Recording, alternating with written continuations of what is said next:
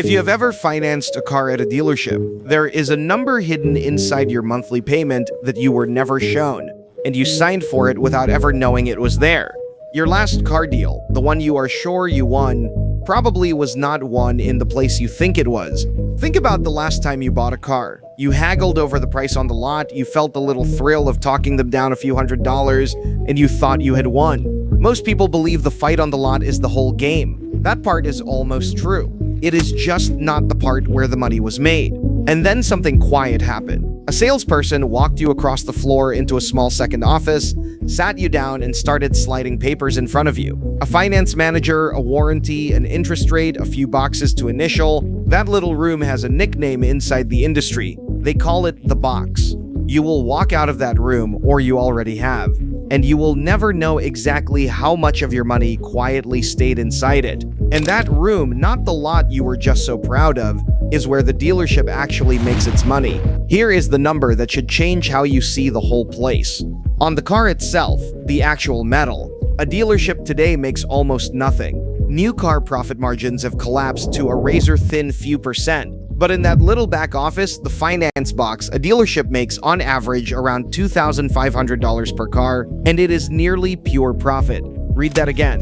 The office where you sign the paperwork often earns the dealer more than selling you the entire car did. The car was never the product. It was the bait to get you into the box. Most people will drive that car home tonight, feel good about the price they fought for, and never once look at what the loan itself actually cost them. And you assume a car dealership is a business that sells cars.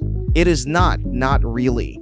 It is three completely different businesses wearing a car lot as a disguise, and every one of them is hidden from you at the exact moment you are handing over your money. By the end of this video, you will see all three. A finance office that is secretly a bank, a repair shop out back that quietly earns more than the entire showroom, and a legal moat so strong that in most of America, the company that built your car is not even allowed to sell it to you. The car is the cheapest part. Let me show you the machine. Start in that second room, the box, because it is a masterpiece of hidden money.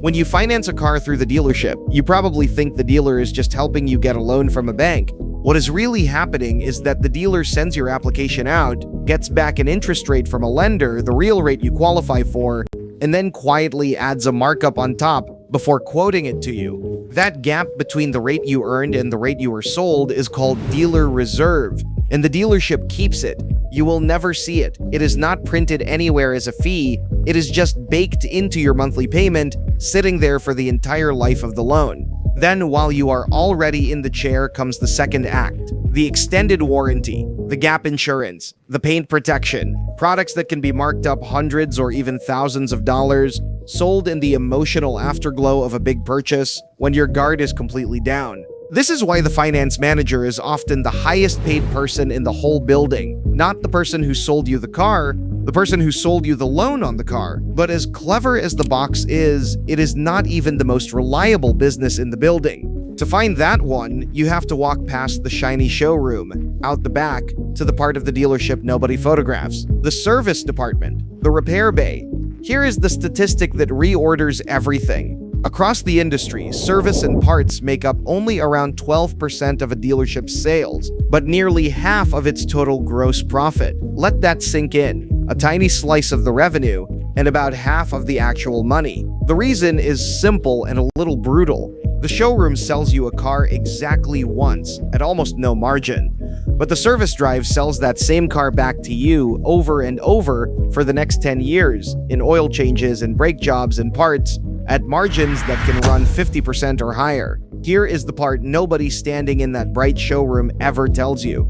There is even a term for it: absorption. Think of it as the score that reveals whether the mechanics in the back are secretly paying your salesman's rent.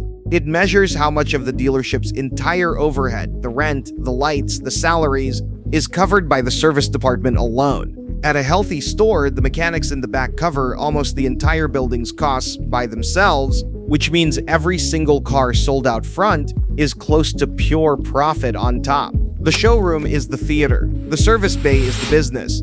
The whole glittering front of the dealership is essentially subsidized by the guy changing your oil. So the finance office is a bank and the repair shop is an annuity.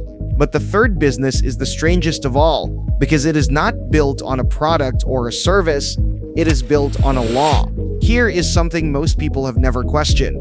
Why do you have to buy your car from a dealer at all? Why can't you just buy it straight from the company that made it, the way you buy almost everything else now? The answer is that in most of the United States, it is literally illegal for a car manufacturer to sell a new car directly to you. Laws written back in the 1930s and defended fiercely ever since forced nearly every new car sale to pass through an independent franchise dealer. This is the whole reason the fight over Tesla has raged for years.